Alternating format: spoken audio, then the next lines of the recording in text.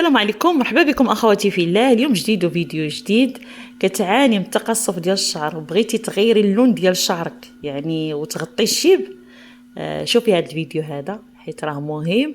والصبغه يعني اللي غادي نقدم لك سيداتي راه غتعطيك لون رائع وغادي تغمق لك الشعر وغتقضيك على الشيب. يعني المكونات كاملين اللي في هذه الوصفه هذه يعني كلهم يعني من الطبيعه، واكيد سيداتي الا ما نفعوك ما يضروك يعني. وغادي نتهناو من الصبغه الكيماويه الضاره، وتبعي معايا الفيديو حتى الاخير باش تعرفي المكونات اللي في هذه الصبغه. وقبل ما نبداو، اللهم صل وبارك عليك يا رسول الله وعلى اله واصحابه اجمعين، ولا حول ولا قوه الا بالله. عندي اخواتي هنايا قشور التنجال وقشور ديال القرية، يعني راه المكونات سهله وبسيطه وحتى الطريقه مفهومه.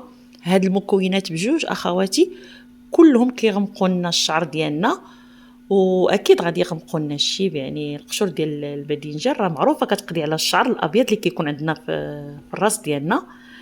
والقشور ديال القريه يعني راه معروف كيعطينا سواد للشعر طبيعي، يعني لا خلطنا القشور ديال القريه مع الحنه ولا هذا راه تيغمق لنا الشعر ديالنا، يعني كيزيد لنا الشعر السواد للشعر، واكيد غادي يغمق لنا الشيب. وغادي ندوزو هنا كما كتشاهدوا، غادي ندير هنايا قشور ديال التنجال والباذنجان يعني راه معروف، وغادي نزيد هنايا يعني قشور ديال الكركاع، يعني انا راه معلقه ديال القشور ديال الكركاع، وتما عندي يعني دنجاله وحده اللي زيت القشور ديالها هانتوما كما كتشاهدوا.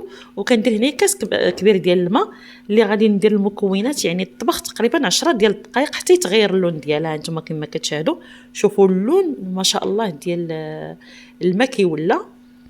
وغادي نجيبو هنا اناء اللي غادي نوضعوا فيه المكونات ديالنا.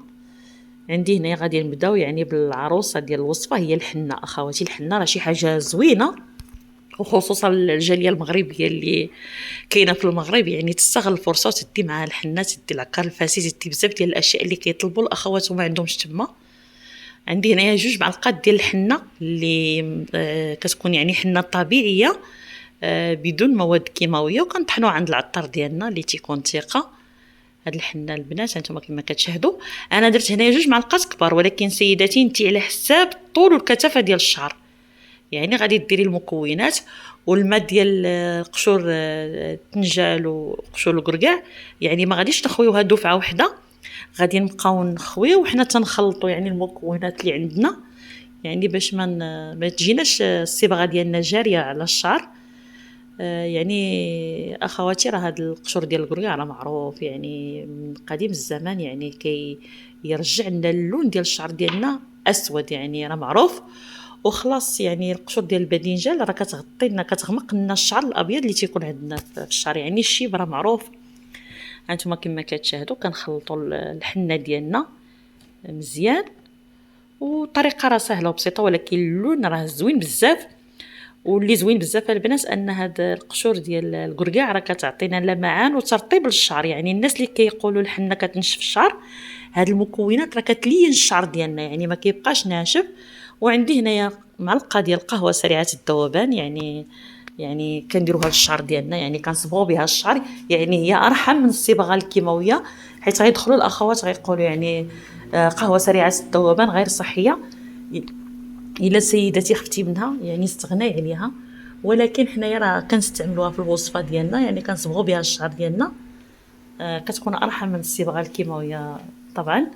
وكنخلطوا وغادي ندوزو يعني نديروا المكون الثاني اخواتي اللي هانتوما كما كتشوفوا اللون يعني تغمق، يعني من الاستعمال الاول كما تنقولوا، يعني راه اللون ديال الشعر اخواتي راه كيتغمق. تقدر السيده اللي عندها عندي هنايا معلقه ديال الكاكاو المر اخواتي هانتوما كما كتشاهدوا، وغادي نخلطوا. وهذاك اللي وريتكم اخواتي في الاناء عندي غير يعني القرنفل عندي مطحون، تقدري سيداتي ديري شويه ديال القرنفل مع الحنه، حتى هو راه زوين للشعر وكيقضي على الشيب وكيعطينا لون بني يعني طبيعي. وهانتوما شوفوا اللون كي ولا ما شاء الله، يعني هذه الوصفه هذه راه زوينه بزاف. جربوها البنات واكيد غادي تعجبكم. يعني انا حطيت بزاف ديال الصبغات الطبيعيه في القناه ديالي، والاخوات اللي جات معها شي وصفه تتبعها. هاد الوصفه هذه، وخصوصا اننا فصل الصيف يعني غنستغلوا الفرصه اللي هانتوما كما كتشاهدوا. انا درت غير الراس ديال المعلقه ديال شويه القرنفل، هانتوما كما كتشاهدوا غنزيدو في الوصفه ديالي، حيت القرنفل معروف مع الحنه تيقضي على الشيب وكيعطينا لون زوين للشعر ديالنا.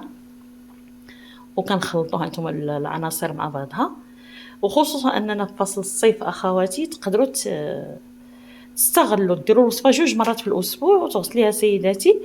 بالنسبه للطريقه ديال الغسل يعني ما كنصفيوهاش، يعني راه بحال اللي كنديروا الصباغه الكيماويه للشعر ديالنا، ما كنصفيوش من الاول، يعني كنديروا غير ملين للشعر ديالنا. تقدري سيداتي ديري شامبوان اللي طبيعي خالي من المواد الكيماويه يعني لشعرك باش تقبط لك.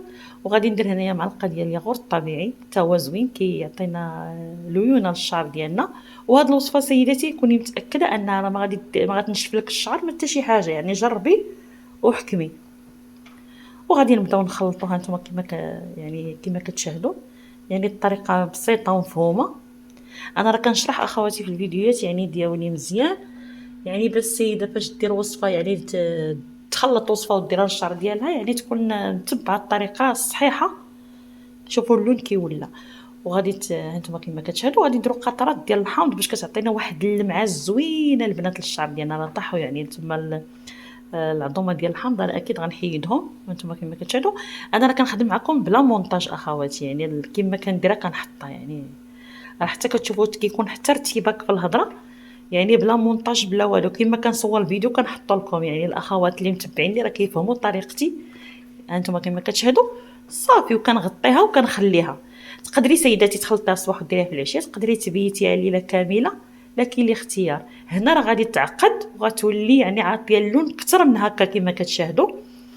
هانتوما شوفوا كي رجعت اخواتي، شتي هانتوما يعني اللون اللون راه ما تقوليليش هذا اللون سيداتي غادي تستعملي للشعر ديالك وما يعطيكش اللون، يعني الا ما عطاكش اللون راه انت اللي ما تبعتيش الطريقه مزيان. وجربوا هذه الوصفه هذه اكيد غادي تعجبكم بحال الوصفات اللي قبل منها. وهذا ما كان، يعني شكرا للخوتنا اللي كيدعموني، شكرا لخوتنا المغاربه داخل الوطن وخارج الوطن، شكرا للخوت اللي في الدول العربيه ودول الخليج، شكرا على الكلمات الزوينه وشكرا على الدعم. وهذه الوصفه اكيد ان شاء الله غادي تجربوها غادي تعجبكم وغترجعوا للتعاليق انا متاكده. ها انتم كما كتشوفوا شوفوا على لون البنات، اللون يعني مغري، لون زوين بزاف البنات. وهذا هديه لكل متتبعات الوفيات. جربوا القشور ديال الباذنجان والقشور ديال الكركاع مع شويه ديال القرنفل للشعر ديالكم، وشوفوا اللون كي غادي يعطيكم في الشعر ديالكم. اكيد ان شاء الله غادي تعجبكم الوصفه هانتوما كما كتشاهدوا. وشكرا لكم وشكرا قليلا نقول لكم السلام عليكم الى فيديو قادم.